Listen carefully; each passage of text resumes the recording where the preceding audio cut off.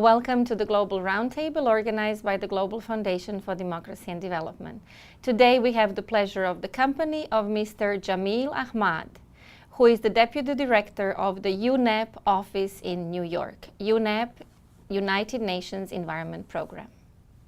Thank you for coming, Mr. Ahmad. It's a great pleasure to have you here. Thank you for inviting me.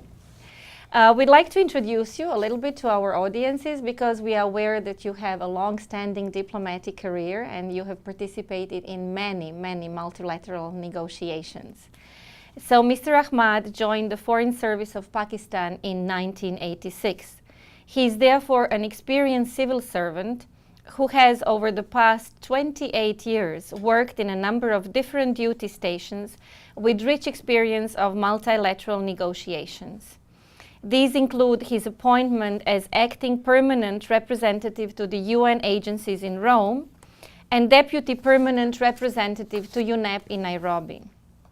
In addition, Mr. Ahmad has participated in numerous important intergovernmental meetings, including World Summit on Sustainable Development in 2002, sessions of the UN General Assembly, the Commission on Sustainable Development, and Governing Council and Global Ministerial Environment Forum of UNEP. He was lead negotiator of the Group of 77 in China for climate change under Pakistan's chairmanship in 2007, culminating at the 13th Conference of the Parties to the UN Framework Convention on Climate Change in Bali in 2007. He finally joined UNEP in 2008, which he represents today as the Deputy Director of the New York office. So we'll start our conversation talking about sustainable consumption and production. And the reason is because, as we know, it is the only tangible outcome of the Rio+20 conference that took place in 2012. So I think we are all proud of that outcome. We are proud that this has been achieved. Could you tell us a little bit about its history, its development, and where it stands right now? When we looked exactly on your website, the sustainable consumption and production is defined as the use of services and related products which respond to basic needs and bring a better quality of life, while minimizing the use of natural resources and toxic materials, as well as emissions of waste and pollutants over the life cycle of the service of product, so as not to jeopardize the needs of future generations. This concept was defined and accepted in 1994 at the Oslo Roundtable, and it's actually a continuation of the process of 1992 in Rio. Where does it stand right now and how it's been evolving? Well, thank you very much. I'm happy to be with you today to discuss on these important issues and to discuss how UNEP has worked on the sustainable consumption and production agenda. Two of the main objectives of SCP, or the sustainable consumption and production as we call it, are decoupling and leapfrogging. Decoupling of economic development from environmental degradation. How we can manage the use of limited resources in a way that it does not cause economic degradation, while at the same time ensures economic development. Leapfrogging, as is obvious, means that those developing countries who are yet to reach a level of development does not have to copy or imitate the development pathways of others who use resources intensely. They can use better technologies, and they can use better, they can manage their resources in a better way to reach development in a sustainable manner. In 1992, at Rio, the Agenda 21 was adopted, where it states that one of the real cause of economic degradation is the unsustainable patterns of production and consumption. 10 years later, the international community again met at Johannesburg in South Africa for the World Summit on Sustainable Development, and in that summit the Johannesburg Plan of Implementation was adopted. Chapter 3 of the Plan of Implementation was devoted to sustainable consumption and production. The international community again stressed that the way the world is consuming and producing this needs to be changed if you were to attain sustainable development. They urged the world to adopt sustainable patterns of consumption and production. So this journey of evolution of the concept of sustainable development, sustainable consumption and production continued till we arrived at the Rio conference 2 years ago, Rio Plus 20. That was again a reaffirmation of this agenda. It was recognized as one of the cornerstone of sustainable development. In Johannesburg also, the world community decided that they should move forward now, and they encouraged the adoption or they encouraged the preparation of a 10 years framework of program which should accelerate the shift towards sustainable consumption and production. That process started in Johannesburg and culminated in Rio 2 years ago, where again the centrality of sustainable consumption and production to sustainable development was recognized, and the world urged all of us to adopt sustainable ways to the way we consume, the way we produce, the way we distribute. It's a life cycle approach to sustainable consumption and production that will help all of us, especially developing countries, in attaining our objectives, internationally agreed objectives of development. So as the outcome of the Rio conference in 2012, now we have a 10-year framework of programs on sustainable consumption and production. And has it gone forward? How much advancement has there been achieved? And can you maybe comment on some successful practices and projects and programs around the world after that? So, for example, when we look at the 10-year framework, some of the programs that are mentioned are consumer information, sustainable lifestyles and education, sustainable public procurement, sustainable buildings and construction, sustainable tourism, including ecotourism. So these are some of the programs mentioned. Has there been any advancement in these programs at the international level? I understand that UNEP per se cannot implement them, but it can enforce them, support them, and spread good practices. Well, the 10-year framework of program, or the 10YFP as we call it, is a global framework of action which is aimed at enhancing international cooperation to accelerate the shift towards sustainable consumption and production.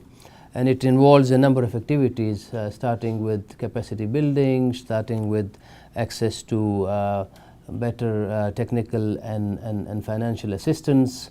Also, it aims at developing the capacity of developing countries to scale up their efforts for resource efficiency and for energy efficiency. So it's only 2 years. We are starting the work now. A number of activities have taken at the regional level and national level. UNEP, being the secretariat, has organized a number of regional consultations, including in the Latin American and Caribbean region, where the ministers, LAC Ministers for Environment Forum, met and adopted a decision to form a initiative, sustainable consumption and production strategy for the LAC region.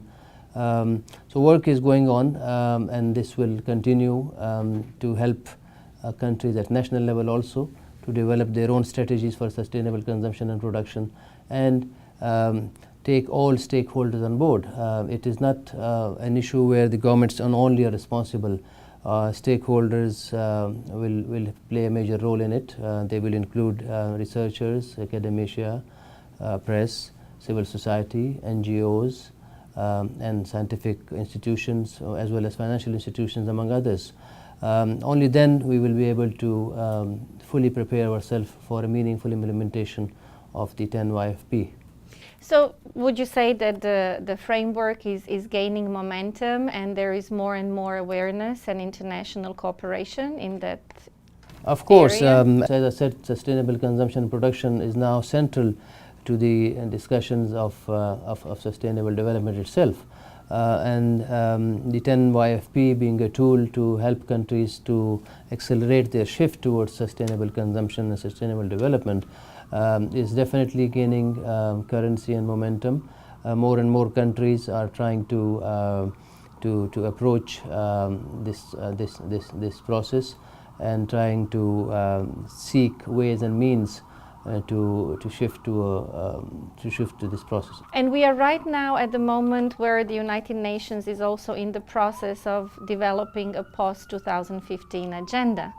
There are meetings about sustainable development goals, and I can only imagine that sustainable production and consumption are an important part of the post-2015 agenda. And I can also imagine that UNEP is a very important stakeholder in the process. So would you comment a little bit about where we are right now in the SDG process and how UNEP has been supporting it?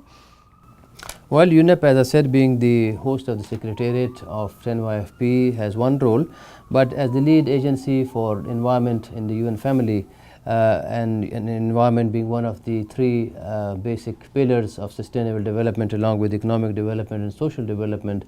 As you would recall, the open-ended working group of the General Assembly, which is working on sustainable development goals, had asked the input from UN agencies on various focus areas that were produced and that were presented for negotiations. UNEP, being part of the UN family, has contributed to that process to the technical task teams. We have given our views of how important the sustainable consumption and production agenda is. And it was perhaps due to this input that the member states recognized, and now you can see that sustainable consumption and production will be a cross-cutting theme in the focus areas that are going to be discussed in the next meeting. So looking, for example, at the topics of priority that UNEP has defined within its program, and they are climate change, disasters and conflicts, ecosystem management, environmental governance, harmful substances, resource efficiency, and then definitely green economy and post-2015 agenda. Would you say these topics have been discussed in the preparatory meetings for the post-2015 agenda? And could you mention some of them and how they have been incorporated within the SDGs? Well, these topics which you listed are not as much as priorities as they are the themes on which UNEP is working in various sub-programs under its program of work for the last many years. And these are important topics. All of them relate in one way or the other to the agenda of the Sustainable Development Goals, starting with chemicals, with biodiversity, with ecosystems, with all other topics, with climate change and environment. So these are being discussed, and UNEP has produced very useful assessments on all these subjects which are available to member states, which they have taken advantage of during their discussions. Well, thank you so much, Mr. Ahmad. It was a pleasure talking to you, and we wish you a lot of success in the future negotiations, and we are looking forward to very hopeful and positive outcomes for UNEP, for the United Nations, and for the planet. Thank you very much. Thank you for watching the Global Roundtable organized by the Global Foundation for Democracy and Development. Today we have talked to Mr. Jamil Ahmad, Deputy Director of the United Nations Environment Program Office in New York.